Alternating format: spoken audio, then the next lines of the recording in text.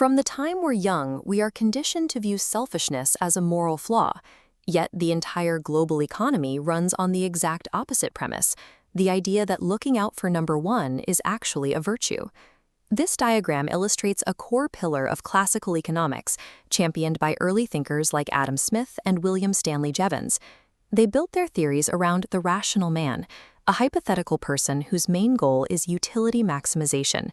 That simply means getting the absolute maximum value for the absolute minimum expenditure. By relentlessly hunting for the cheapest, best goods, our selfish buyer unintentionally forces the market to be efficient. The money naturally flows away from poor products and rewards the most capable businesses. The American economist Frank Knight took this a step further. He pointed out that entrepreneurs take massive financial risks, not out of the goodness of their hearts, but strictly to secure personal profit. But to earn that profit, those entrepreneurs have to build businesses. In the process, they accidentally provide the rest of the community with steady jobs and the goods they actually need to survive. Looking at this theoretical ledger, it seems like a perfect system, a free market utopia where everyone wins. But when we measure the real-world benefits of pure self-interest, we have to ask if this accounting is leaving some massive costs off the books. The most glaring liability in this theory is a major assumption, the idea that every buyer and seller arrives with equal bargaining power. Karl Marx looked at the reality of 19th century capitalism and saw exactly the opposite. He argued that when power is vastly imbalanced, the pursuit of self-interest doesn't create harmony, it creates exploitation. Factory owners and early capitalists used their wealth and influence to dictate the terms of survival. They squeezed relentless toil out of their workers, simply because those laborers had virtually zero alternative options to feed themselves. Decades later, the economist John Kenneth Galbraith looked back at the massive fortunes of the Gilded Age. He rejected the persistent defense that wealth hoarded by the rich naturally filters down to benefit the poor. Galbraith noted that back then, this was called the horse and sparrow theory. The logic was, feed the horse enough oats, and a few stray seeds eventually pass through to the dirt for the sparrows. When you encourage individuals to maximize their own wealth within an uneven system, they don't naturally seek equilibrium.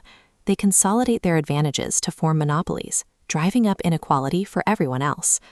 There is also a measurable psychological cost to all of this. Modern research by economist Robert H. Frank explores how adopting this ideology changes human behavior over time. This graph highlights Frank's stark conclusion.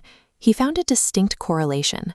The more time students spend studying the dominant economic theories of self-interest, the less likely they are to act generously, and the more selfish they become in their own lives.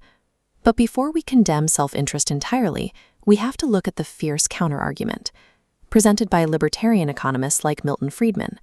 Thinkers like Friedman and Friedrich Hayek pushed back with a concept called spontaneous order. They argued that a functioning free market actually demands strict cooperation. Their argument is that if you remove government intervention, an individual has no authority to force anyone to buy their goods. To succeed, they have to figure out what their neighbors actually want, aligning their personal greed directly with the needs of the community. We are left with an ideological stalemate. One group provides data showing that teaching self-interest degrades human generosity, while the other maintains it is the only reliable engine we have for mutually beneficial interaction. To resolve that stalemate, we need to look at the major blind spot both the classical and libertarian frameworks miss. This ledger is incomplete because the market fails to price in the damage it leaves behind. British economist Arthur Pigot categorized this missing column as externalities. These are the unintentional spillover costs of doing business that get forced onto entirely unconnected third parties. Consider a factory owner who burns cheap, heavily polluting fossil fuels to generate electricity. By minimizing their own costs, they maximize their personal profit and deliver cheaper power to their customers. But that cheap electricity produces acid rain, chokes the local air with smog, and accelerates global warming. The business owner doesn't pay for that damage. The financial burden is pushed onto the community and onto future generations. Because the system encourages pure self-interest, the individual secures a tidy personal profit, while society is forced to absorb a massive compounding deficit.